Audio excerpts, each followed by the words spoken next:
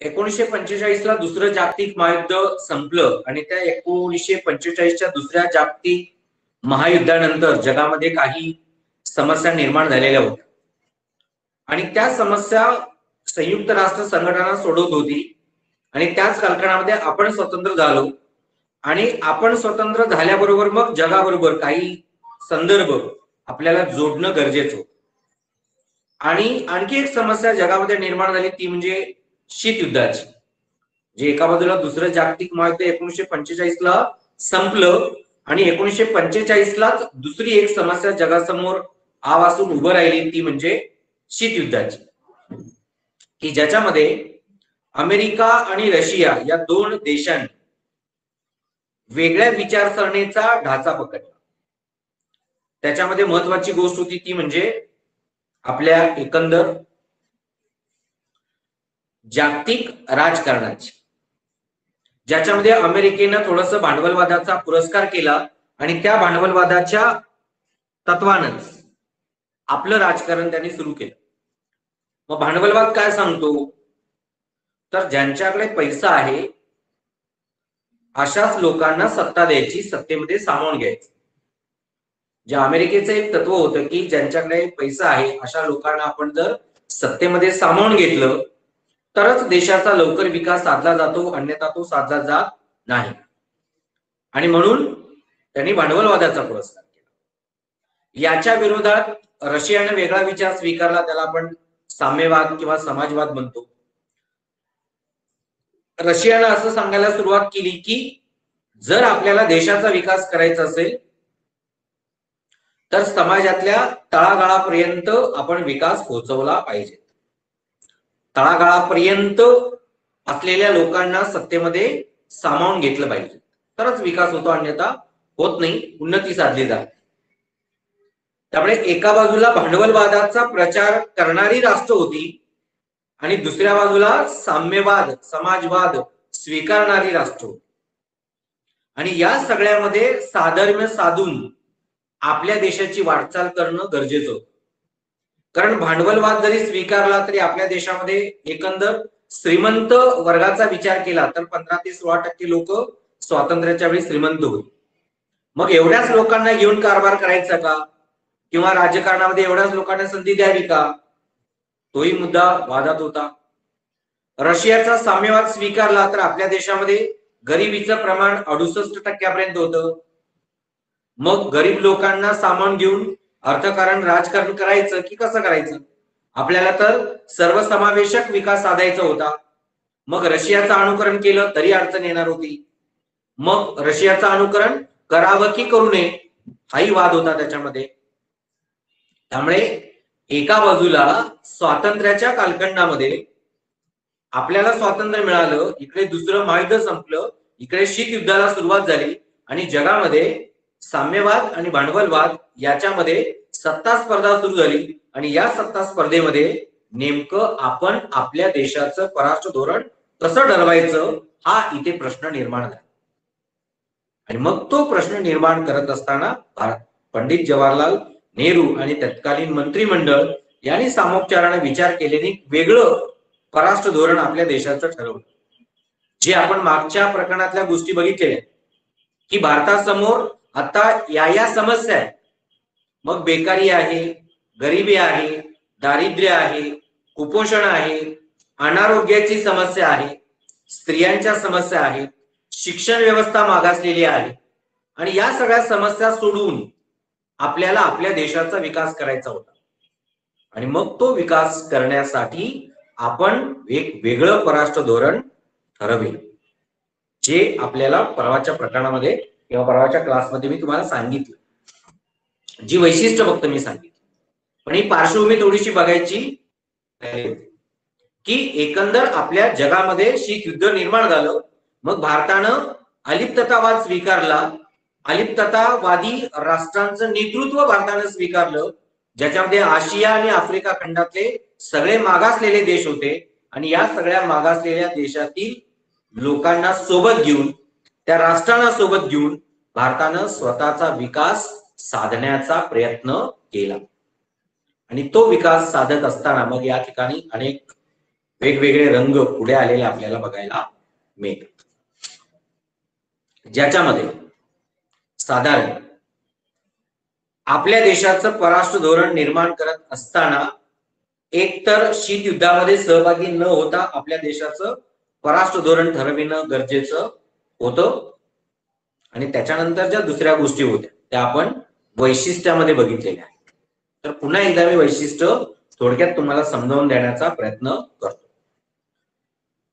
तर आपण परराष्ट्र धोरण कशाला म्हणायचं याची व्याख्या बघितलेली आहे की एका देशानं दुसऱ्या देशाबरोबर अवलंबलेलं धोरण किंवा ठरवलेलं धोरण यालाच परराष्ट्र धोरण असं म्हणतात, असं आपण बघितलेलं. त्याच्यानंतर ती वैशिष्ट्य बघितलेली होती.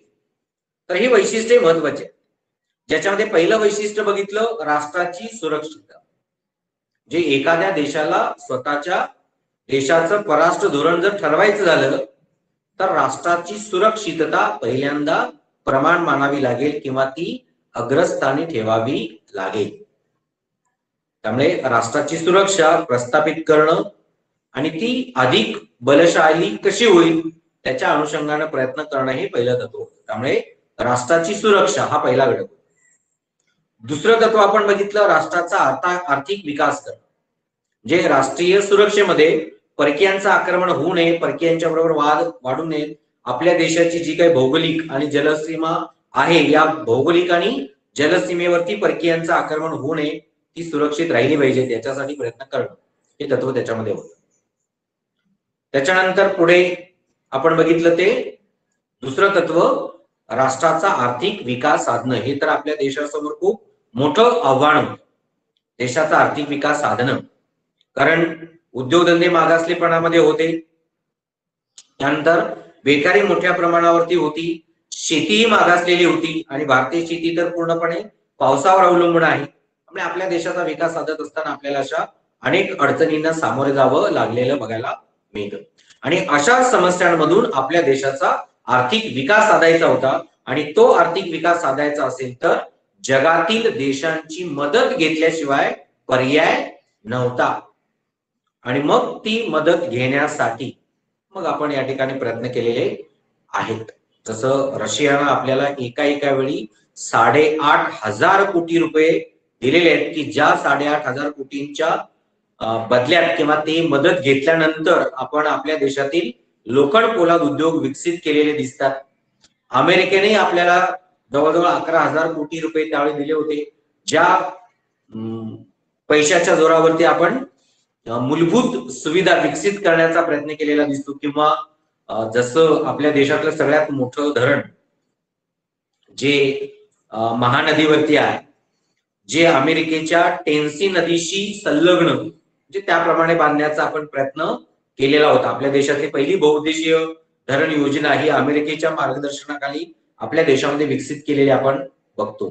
त्यामुळे अशा अनेक गोष्टी आहेत ज्या मूलभूत भौतिक सुविधा करणं गरजेचं होतं, तर त्याही आपण या ठिकाणी केलेल्या आहेत. त्यामुळे अशा अनेक गोष्टी आहेत ज्या आर्थिक विकास साधत असताना आपण जगातील वेगवेगळ्या देशांची जेवढी काही, जितकी काही किंवा ज्या प्रमाणात शक्य आहे त्या प्रमाणात आपण मदत घेऊन विकास साधण्याचा प्रयत्न केलेला आपल्याला दिसतो. त्यामुळे हे तत्व अतिशय महत्वाचं आहे की आपण स्वातंत्र्याबरोबरच अतिशय प्रतिकूल परिस्थितीमध्ये होतो आर्थिक विकासाच्या दृष्टीने. त्यामुळे अशा प्रतिकूल आर्थिक परिस्थितीमध्ये आपल्या देशाचा विकास करण्यासाठी आपल्याला प्रयत्न करणं गरजेचं होतं आणि ते प्रयत्न आपण खूप मोठ्या प्रमाणावर केलेले दिसून येतात. त्यामुळे ते तत्व या ठिकाणी महत्वाचं आहे. त्यानंतर तिसरं तत्व आपण बघितलेलं होतं सांस्कृतिक मूल्यांचे इतर देशांतर्गत प्रसारण करण्यासाठी परराष्ट्र धोरण महत्वाचं आहे. म्हणजे प्रत्येक देशाची संस्कृती वेगळी आहे, त्यामुळे प्रत्येक देशाची जी काही संस्कृती वेगळी आहे ती जर पुन्हा विकसित करायची असेल तर प्रत्येक देशामध्ये सांस्कृतिक देवाणघेवाण झाली पाहिजे. आणि आज तर 1990 सालानंतर वाढलेलं जे जागतिकीकरण आहे, या जागतिकीकरणामध्ये आपण खूप मोठ्या प्रमाणावरती सांस्कृतिक मूल्यांचं आदान प्रदान करताना आपल्याला दिसतो. त्यामुळे ते होताना दिसतं. पण याच्यासाठी वेगवेगळ्या क्रीडा स्पर्धा आयोजित केल्या जातात, वेगवेगळे सांस्कृतिक कार्यक्रम आयोजित केले जातात, ज्या माध्यमातून या संस्कृत्यांचं किंवा इतर सगळ्या गोष्टींचं आदान प्रदान होताना आपल्याला दिसतं. त्यामुळे इतर देशांतर्गत सांस्कृतिक मूल्यांचं संवर्धन करायचं असेल, त्याचा प्रचार आणि प्रसार करायचा असेल तर या ठिकाणी परराष्ट्र धोरण हे तसं महत्वाचं असलेलं आपल्याला दिसतं. त्यानंतर चौथं तत्व आपण बघितलेलं होतं, मित्र राष्ट्रांची संख्या वाढवणे. म्हणजे जगातला आपल्या देशाशी वितुष्टात असू नये, त्यांच्याशी आपले सलोख्याचे संबंध असले पाहिजे. यासाठी मित्र राष्ट्रांची संख्या वाढविणं महत्वाचं होतं आणि ती वाढवण्यासाठी तसं परराष्ट्र धोरण पाहिजे. आणि आज आपल्या देशाचं परराष्ट्र धोरण अतिशय उत्कृष्ट आहे. जसं आता नरेंद्र मोदींच्या बाबतीत सुद्धा सांगायचं झालं तर संयुक्त राष्ट्र संघटनेची सुरक्षा समिती आहे, ही अतिशय महत्वाची समिती आहे. ज्या सुरक्षा समितीमध्ये भारताला प्रतिनिधित्व मिळावं म्हणून इतके वर्ष आपण प्रयत्न करतोय पण मिळत नाहीये. पण यावर्षी आपल्याला एक चांगली संधी मिळालेली आहे की संयुक्त राष्ट्र संघटनेच्या सुरक्षा समितीचं अध्यक्षपद आपल्या नरेंद्र मोदींना यावर्षी मिळालेलं आहे आणि हा खूप मोठा गौरवाची गोष्ट आहे. कारण सुरक्षा समितीमध्ये नेतृत्व मिळणं, आता सभासदत्व मिळत नाहीये हा भाग वेगळा, पण निदान आपल्याला नेतृत्व मिळालेलं आहे. त्यामुळे हे कशामुळे तर आपल्या देशाच्या परराष्ट्र नीतीमुळे साध्य होताना आपल्याला दिसतं. त्यामुळे हाही घटक महत्वाचा. आणि शेवटचं तत्व दिलेलं आहे, आंतरराष्ट्रीय शांतता प्रस्थापित करण्यासाठी परराष्ट्र धोरण महत्वाचं आहे. जसं इथे जगाबरोबर परराष्ट्र धोरण निर्माण करत असताना जगातील सगळ्या देशांच्या बरोबर मित्रत्वाचे संबंध ठेवणं महत्वाचं आहे. त्या मित्रत्वाच्या संबंधामधून आपले संबंध विकसित करणं हे जसं महत्वाचं आहे, तसंच या ठिकाणी आंतरराष्ट्रीय शांतता प्रस्थापित करण्यासाठी सुद्धा आपण योगदान दिलं पाहिजे. म्हणजे जगातले वाद, आपल्या देशाचे वाद तर आपण मिटवले पाहिजेत, पण आपल्या देशातले वाद मिटवत असताना जगातील इतर देशांचे सुद्धा वाद मिटवण्यामध्ये आपण सहकार्य दिलं पाहिजे आणि ते देण्याचा प्रयत्न आपल्या देशानं नेहमीच केलेला आहे. त्यामुळे आंतरराष्ट्रीय शांतता प्रस्थापित करण्यासाठी आपण निशस्त्रीकरणाचा पुरस्कार केलेला आहे, अलिप्ततावादी धोरण स्वीकारलेलं आहे, संयुक्त राष्ट्र संघटनेच्या स्थापनेपासून आपण त्याचे सभासद आहोत. त्यामुळे अशा अनेक गोष्टी आपण स्वीकारलेल्या आहेत. आणि जसं दहशतवाद जी समस्या आहे, जागतिक समस्या आहे, तरी दहशतवादाचं समूच्चाटन व्हावं यासाठी आपण जागतिक स्तरावर एकमेकाच्या राष्ट्रांना मदत करताना आपल्याला दिसतो. त्यामुळे अशा अनेक गोष्टी आहेत की ज्या आपण आज साधतो आहोत आणि त्याच्या माध्यमातून आपण विकास साधण्याचा प्रयत्न करतो. त्यामुळे अशा गोष्टी या ठिकाणी आहेत. तर हे सगळं परराष्ट्र धोरणाच्या बाबतीतली पार्श्वभूमी आहे. आता हे आपलं परराष्ट्र धोरण स्वीकारत असताना काही गोष्टी आहेत की ज्या परिणाम करताना आपल्याला दिसतात. म्हणजे भारताच्या परराष्ट्र धोरणावर कशा कशाचा परिणाम होतो तर याच्यामध्ये प्रत्येक देशाची राष्ट्रीय धोरणं, त्यानंतर भौगोलिक परिस्थिती, राजकीय परिस्थिती, आर्थिक पद्धत, संरक्षण क्षमता, आंतरराष्ट्रीय वातावरण या सगळ्या गोष्टींचा प्रभाव प्रत्येक देशाच्या परराष्ट्र धोरणावरती पडताना आपल्याला दिसतो. हा एक 2 मार्कांसाठी तुम्हाला प्रश्न पडतो की भारताच्या परराष्ट्र धोरणावर कोणत्या गोष्टींचा प्रभाव आहे असा प्रश्न येतो. तर यामध्ये राष्ट्रीय धोरण, भौगोलिक स्थिती, देशाची संरक्षण क्षमता, देशाची आर्थिक धोरणं कशी आहेत, पद्धत कशी आहे आणि आपले आंतरराष्ट्रीय संबंध कसे आहेत, या सगळ्या गोष्टींचा परराष्ट्र धोरणावरती परिणाम होताना आपल्याला दिसतो. तर असे तत्व आपण बघितलेले आहेत. तर याच्या पुढचा भाग आपल्याला इथे थोडक्यात सुरू करायचा आहे. तर याच्यानंतर पुढे दिलेला आहे ते पंचशील करार, जो आपण परवा बघायचं म्हटलं होतं. तर पुढचा आपला दुसरा महत्वाचा आहे पंचशील करार. जो पंचशील करार चीन आणि भारत या 2 देशांमध्ये झालेला आहे. 1954-55 साली हा करार झालेला आहे. चीनचे चाऊ अँड लाय आणि भारताचे पंतप्रधान पंडित नेहरू, तर या दोघांच्या मध्ये हा करार. तर 1954-55 साली हा करार झाला. तर याच्यामध्ये काही गोष्टी महत्वाच्या आहेत, अतिशय महत्वाचा आहे. कारण परवाही तुम्हाला मी सांगितलं की आपल्या शेजारी देशांच्या बरोबर आपले संबंध चांगले ठेवणं गरजेचं आहे. चांगले ठेवण्यासाठी काही गोष्टी वेगळ्या करणं महत्वाचं आहे. आणि ते करण्यासाठी या ठिकाणी या तत्वांचा अंगीकार किंवा पुरस्कार केलेला आपल्याला दिसतो. तर याच्यामध्ये भारत आणि चीन, भारत आणि पाकिस्तान, भारत आणि नेपाळ, भारत आणि बांगलादेश किंवा भारत आणि भूतान, त्याचबरोबर भारत आणि म्यानमार, हे असे 6 देश आहेत की ज्या 6 देशांची डायरेक्ट भौगोलिक सीमा आपल्या देशाशी टच झाले, जोडली गेली. त्यामुळे भौगोलिक दृष्ट्या हे देश आपल्या देशाशी कनेक्ट असल्यामुळे या देशांच्या बरोबरचं परराष्ट्र धोरण हे आपल्याला वेगळं निर्माण करावं लागतं. आणि मग ते वेगळं निर्माण करण्यासाठी आपण वेगवेगळ्या तत्वांचा अंगीकार केला. जसं पुढच्या प्रकरणामध्ये आपल्याला ते बघायचं की पाकिस्तान बरोबर मैत्रीपूर्ण संबंध निर्माण करण्यासाठी किंवा पाकिस्तान बरोबर चांगले संबंध प्रस्थापित करण्यासाठी आपण काय काय केलं ते आपल्याला तिथे बघायचं. तर ते बघू आपण. तर पहिल्यांदा इथे दिलेला आहे संबंध चीन बरोबर. तर चीन बरोबर तसा पहिल्यांदा वाद नव्हता, भौगोलिक वाद होता. नंतर वाद आपल्या आणि चीनचा निर्माण झाला तो तिबेटियन लोकांच्या, तिबेट यामुळे, की चीनला तिबेट पाहिजे होतं आणि तिबेटचे सर्वा दलाई लामा, तर या दलाई लामांना आपण संरक्षण दिले. जे एका बाजूला चीन दलाई लामांना मारण्यासाठी सतर्क होतं, पण याच दलाई लामांना आपण आश्रय दिला. त्यामुळे भारत चीन यांच्यामध्ये वादाला सुरुवात झाली. तर तो भाग 1960 नंतरचा आहे. पण इथे 1955 हेही साल महत्वाचं आहे. कारण भारत चीन यांच्यामध्ये जो वाद निर्माण झाला त्याचं खऱ्या अर्थानं पडसाद उमटले ते 1962 साली, पण त्याची सुरुवात झाली होती 1955.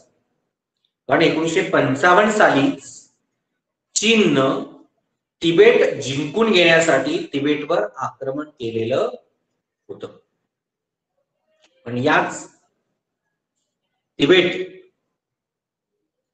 चे सर्वा दलाई लामा हे आपल्या सहकाऱ्यांसोबत भारतात पळून आले, त्यांच्या जीवाला धोका होता म्हणून. आणि मग आपण त्यांना मग आश्रय दिला आणि त्याच आश्रयाचा एक भाग म्हणजे मग तिथे भारत चीन यांच्यामध्ये वितुष्ट निर्माण व्हायला सुरुवात झाली. पण ती सुरुवात होण्या अगोदरच तत्कालीन भारताचे पंतप्रधान पंडित जवाहरलाल नेहरू यांनी चीन बरोबर हा पंचशील करार करण्याचा प्रयत्न केला. आता याच्यामध्ये काय प्रयत्न झाला, तर तत्कालीन चीनचे पंतप्रधान चौ एन लाय यांच्याबरोबर मित्रत्व वाढलं पाहिजे आणि जे 2 राष्ट्र जवळ आहेत चीन आणि भारत, तर यांच्यामध्ये चांगले संबंध, व्यापारी संबंध चांगले होते, तर ते परत दृढ झाले पाहिजेत. याच्यासाठी म्हणून मग चीन बरोबर पंचशील करार करण्याचा विचार झाला. आता पंचशील म्हणजे याच्यामध्ये 5 तत्व आहेत आणि ती 5 तत्व दोन्ही राष्ट्रांनी मानावीत असं या करारामध्ये साधं तत्व आहे. तर काय आहे तत्व, तर याच्यामध्ये पहिली गोष्ट आहे ती म्हणजे प्रत्येकाच्या प्रादेशिक ऐक्यतेचा आणि सार्वभौमत्वाचा आदर करणे. जे पंचशील करार करत असताना जी पहिली गोष्ट ठरवण्यात आली, काय गोष्ट ठरवण्यात आली, की चीन आणि भारत या दोन्ही देशांनी प्रत्येकाच्या प्रादेशिक ऐक्यतेचा आणि सार्वभौमत्वाचा आदर करणं. म्हणजे काय, एकमेकांवर आक्रमण करायचं नाही. कारण जी काय आपल्याला भूमी मिळालेली आहे ती भूमी आपापल्या देशांकडे ती राहिली पाहिजे, ती जिंकून घेऊन आपल्याकडे घेण्याचा प्रयत्न करायचा नाही, हे तत्व आहे. आणि दुसरी गोष्ट त्याच्यामध्ये आहे ती म्हणजे सार्वभौमत्व, जे तुम्ही 9वीच्या पुस्तकामध्ये शिकला असेल की आपल्या भारताची राज्यघटना, ज्या राज्यघटनेमध्ये असं आपण मानलेलं आहे की भारत एक सार्वभौम देश आहे. सार्वभौम म्हणजे काय, तर आज आपल्या देशावर कुणाची सत्ता नाही आणि भारत देश कुणाची सत्ता मानत नाही, याला सार्वभौम सत्ता म्हणतात. त्यामुळे ही जी सार्वभौम सत्ता आहे की दुसऱ्या देशांचं अधिराज्य आपल्या देशावर नसणं, तर या अनुषंगाने प्रत्येक देशाने प्रयत्न केले पाहिजे. चीन आणि भारत यांनी जे काही सार्वभौमत्व आहे ते टिकवलं पाहिजे. एकमेकांवरती राजकीय कुरघोडी करता कामा नये, असं पहिलं तत्व ठरवण्यात आलं. दुसरं आहे परस्परांवर आक्रमण न करणे. म्हणजे चीन आणि भारत या दोन्ही देशांनी एकमेकांवर आक्रमण करायचं नाही, हे दुसरं तत्व ठरवण्यात. तिसरं आहे एकमेकांच्या वैयक्तिक आणि अंतर्गत बाबतीत ढवळाढवळ न करणं. म्हणजे प्रत्येक देशाचं परराष्ट्र धोरण काय असेल, अंतर्गत राजनीती काही असेल, प्रशासकीय धोरणं वेगवेगळी असतील. जसं आपण मिश्र अर्थव्यवस्था स्वीकारली, लोकशाही स्वीकारली, सामावून घेण्याचा प्रयत्न केला. चीननं तर त्याच्या विरोधात काम केलं. जे बौद्ध धर्म यांची कत्तल त्यांनी केली 1965 सालापर्यंत, आणि 1965 साली खूप मोठ्या प्रमाणावरती तिथे सांस्कृतिक क्रांती घडून आलेली आपल्याला बघायला मिळते चीनमध्ये. त्यामुळे बौद्ध धर्माचा खूप मोठ्या प्रमाणावर वितुष्ट चीनच्या लोकांनी केलं होतं. पण आज चीनमध्ये सगळ्यात जास्त जर कुठल्या धर्माचे लोक असतील तर ती बौद्ध धर्माची आहे. त्यामुळे तो भाग वेगळा आहे. पण एकेकाळी बौद्ध धर्मावरती खूप मोठ्या प्रमाणात राग आपल्या त्या लोकांनी काढलेला होता. त्यामुळे प्रत्येक देशाचं जे काही अंतर्गत वैयक्तिक धोरण असेल तर ते आपापल्या देशानं तसं ठरवायचं, त्याच्यामध्ये इतर देशांनी हस्तक्षेप नाही. त्यामुळे ते एकमेकांच्या वैयक्तिक आणि अंतर्गत बाबतीत ढवळाढवळ करायची नाही, हे तिसरं तत्व ठरवण्यात आलं. चौथं आहे समानता आणि परस्परांचे फायदे याकडे लक्ष देणं. म्हणजे प्रत्येक देशानं जी काही धोरणं निर्माण केली जातील त्याच्यामध्ये समानता प्रस्थापित करणं, आणि ती समानता प्रस्थापित करत असताना जर जगामध्ये आंतरराष्ट्रीय राजकारणामध्ये अशी संधी मिळाली की एकमेकांना मदत करून जर एकमेकांचा फायदा होत असेल तर तो आपण करायचा. या बाबतीत मात्र भारतानं पाळलं, कारण भारतानं चीनचा खूप मोठ्या प्रमाणावर फायदा करून दिलेला आहे. जसं मी आता तुम्हाला म्हटलं की संयुक्त राष्ट्र संघटनेच्या सुरक्षा समितीमध्ये आज आपल्याला निदान त्याचं अध्यक्षपद मिळालेलं आहे. सुरक्षा समिती समजावून घ्यायची आहे, अतिशय महत्वाचे, कारण या सुरक्षा समितीमध्ये 15 सभासद देश आहेत आणि त्या 15 पैकी 5 कायमस्वरूपी असतात. तुम्हाला 7वीला झालेलं होतं. जे 5 कायमस्वरूपी सभासद आहेत त्यामध्ये अमेरिका आहे, रशिया आहे, इंग्लंड आहे, फ्रान्स आहे आणि चीन आहे. अगोदर 4च देश होते, अमेरिका, इंग्लंड, फ्रान्स आणि रशिया. आपल्या चीनला या सुरक्षा समितीमध्ये सभासदत्व नव्हतं, पण भारतानं चीनला सपोर्ट केला सुरक्षा समितीमध्ये सभासदत्व मिळवून देण्यासाठी. आणि भारताच्या पुढाकारामुळे तिथे आपल्याला चीनला सुरक्षा समितीमध्ये कायमस्वरूपी सभासदत्व मिळालं.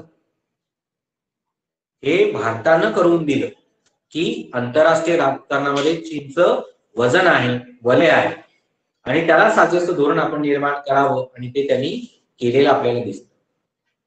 ज्याच्या माध्यमातून मग इथे आपल्याला एक चांगला प्रतिसाद दिसतो, तो म्हणजे इथे चीनला आंतरराष्ट्रीय राजकारणामध्ये सहकार्य मिळालं, सहभाग हे आपल्या भारतानं करून दिलं. पण आज आंतरराष्ट्रीय राजकारणामध्ये चीन मात्र इथे भारताला सुरक्षा समितीमध्ये सभासदत्व देण्यासाठी अनुकूल नाही. जे सुरक्षा समितीमध्ये भारताला सुद्धा कायमस्वरूपी सभासद राष्ट्र म्हणून संधी मिळावी हे प्रयत्न होत आहे. पण आज चीन आपल्याला विरोध करतो की जर सुरक्षा समितीमध्ये भारताला संधी मिळाली तर आंतरराष्ट्रीय राजकारणामध्ये भारताचं वजन वाढेल आणि खूप वेगळी संधी त्यांना मिळेल, पण ती मिळू द्यायची, आणि म्हणून चीन आज मदत करताना दिसत नाही. हे आपण मात्र पाळलेलं आहे. आपण सुरक्षा समितीमध्ये चीनला किंवा इतर ज्या ज्या ठिकाणी आपल्याला सहकार्य करता येऊ शकेल त्या त्या ठिकाणी आपण चीनला मदत केलेली आहे. कारण का, पंचशील करारामध्ये तसं ठरलेलं होतं म्हणून. पण चीन मात्र आज ते करताना दिसत नाही. त्यामुळे इथे समानता आणि परस्परांचे फायदे असताना लक्ष द्यावं, मदत करावी असं ठरलं होतं, पण प्रत्यक्षात मात्र चीन आज ते पाळताना दिसत नाही. आणि शेवटी पाचवं तत्व आहे, चीन आणि भारत या दोन्ही देशांनी शांततापूर्ण सहजीवन निर्माण करण्याचा प्रयत्न करावा. तर हे महत्वाचं. जसं आपल्या देशानं आपल्या देशाचं परराष्ट्र धोरण ठरवत असताना आंतरराष्ट्रीय शांतता प्रस्थापित करण्याचा प्रयत्न केला, तसंच या ठिकाणी आपल्या चीन आणि देशाने सुद्धा आपापसातले संबंध बिघडू न देता दोघांनी चांगले संबंध ठेवावे, एकमेकांचा विकास प्रयत्न करावे, हे तत्व तिथे ठरलेलं आपल्याला. त्यामुळे आंतरराष्ट्रीय राजकारणामध्ये चीन आणि भारत या दोघांनी शांततापूर्ण सहजीवन प्रस्थापित एकमेकांचा विकास साधावा, यासाठी अनुकूल वातावरण निर्माण करून द्यावं आणि एकमेकांवरती हल्ले न करता, मग ते कुठल्याही पद्धतीचे असतात, आणि शांततापूर्ण सहजीवन दोन्ही देशांनी करावं व्यतीत करून हा सामोपचाराचा करार करण्यात आला. पण हा करार 1955 ला झाला आणि त्याच्यानंतर 7 वर्षांनीच चीननं भारतावर आक्रमण केले आणि त्याच्यामध्ये कुठलाही संबंध वेगळा नव्हता, फक्त तिबेटियन लोकांना आपण मदत केली, तिबेटचे सर्वेसर्वा दलाई लामा यांना आपण राजाश्रय दिला, म्हणून याचा राग चीननं काढला आणि चीननं आपल्यावर 1962 साली आक्रमण केलं, ज्या आक्रमणामध्ये आपला पराभव झाला आणि अरुणाचल प्रदेशचा काही भाग चीननं जिंकून घेतला, ज्या प्रदेशाला आपण आज अक्साई चीन म्हणून ओळखतो. 1962 साली आपल्या देशामध्ये झालेलं आपल्याला बघायला मिळतं आणि हे झालं आपल्या देशात. आणि त्याच्यानंतर खऱ्या आपल्या देशामध्ये वेगवेगळे वातावरण किंवा अनुषंगाने यांच्यामध्ये कायमच संघर्षाचा किंवा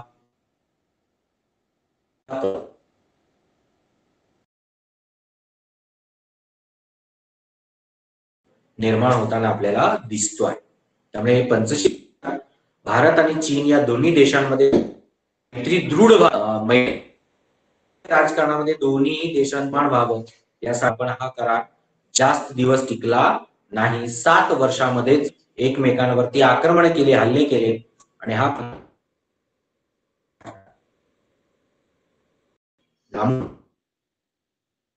आपल्याला किंवा रद्द झालेला आपल्याला दिसून येतो. तर अशा पद्धतीनं हा पंचशील करार आहे की जो भारत आणि चीन यांच्यामध्ये झाला